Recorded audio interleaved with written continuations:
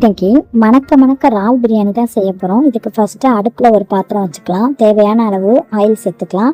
நான் ஒரு 4-5 table spoon oil சேர்க்குறேன். இதில் பட்டை, கிராம்பு, ஏலக்காயெல்லாம் சேர்த்துக்கலாம். அதுக்கப்புறம் கொஞ்சம் ரம்பலை சேர்த்துக்கலாம். இது எங்கள் வீட்டு கொல்லையில் இருக்கிற பிரியாணி தான்.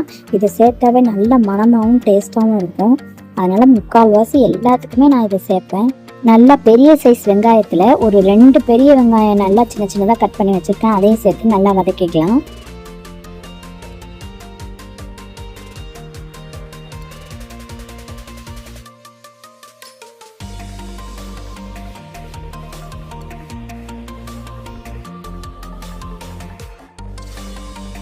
வெங்காயம் எப்போவுமே கொஞ்சம் சீக்கிரம் வதங்கணும்னா கொஞ்சம் உப்பு சேர்த்துக்கலாம். சீக்கிரமே வதங்கி வந்துடும்.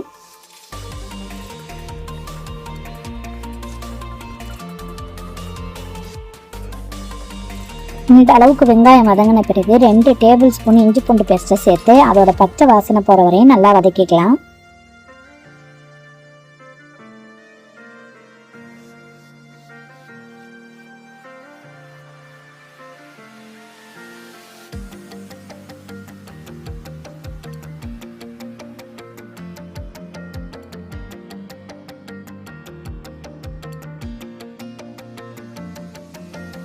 ஒரு 5 தக்காளியை சின்ன சின்னதாக கட் பண்ணி அதையும் சேர்த்து நல்லா வதக்கிக்கலாம்.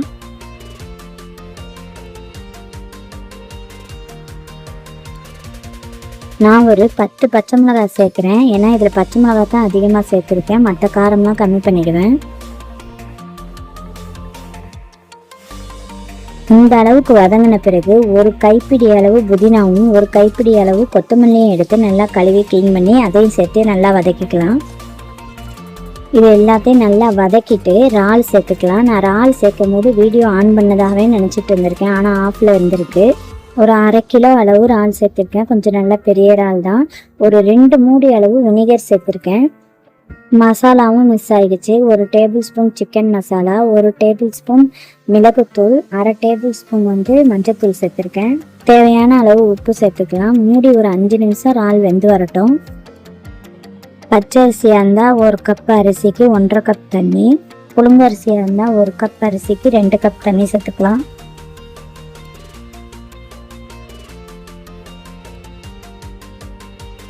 தேவையான அளவு உப்பு சேர்த்து நல்லா கலந்து விட்டுட்டு இப்போ தண்ணி நல்லா கொதிச்சு வரட்டும். அது வரையும் மூடி வச்சுருவோம்.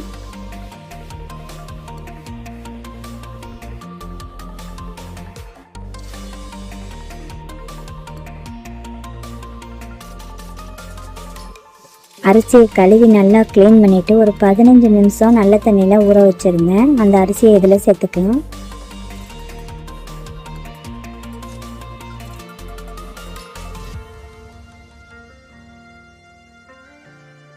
மூடி வச்சு இந்த அளவுக்கு தண்ணி நல்லா வற்றி வந்த பிறகு நம்ம தம்மில் போட்டுடலாம். ஒரு 20 நிமிஷம் லோ ஃப்ளேமில் தம்மில் போட்டால் சூப்பராக வெந்து வந்துடும். என்னோட சேனலை நீங்கள் இதுதான் ஃபஸ்ட் டைம் பார்க்குறீங்கன்னா கீழே இருக்க ரெட் கலர் சப்ஸ்கிரைப் பட்டனை கிளிக் பண்ணி பக்கத்தில் இருக்க பெல் பட்டனை கிளிக் பண்ணி ஆளுங்கிற ஆப்ஷனை கிளிக் பண்ணிக்கோங்க. அப்போ தான் நான் போடுற வீடியோஸ் உங்கள் மொபைலுக்கு உடனுக்குடன் நோட்டிஃபிகேஷனில் வரும். நீங்களும் என்னோடய வீடியோவை மிஸ் பண்ணாமல் பார்க்கலாம். அவ்வளோதான், இறால் பிரியாணி ரெடி. நல்லா உதிரி உதிரியாக பொலப்பலன்னு இருக்கு பாருங்கள். சூப்பராக டேஸ்ட்டாக இருந்துச்சு.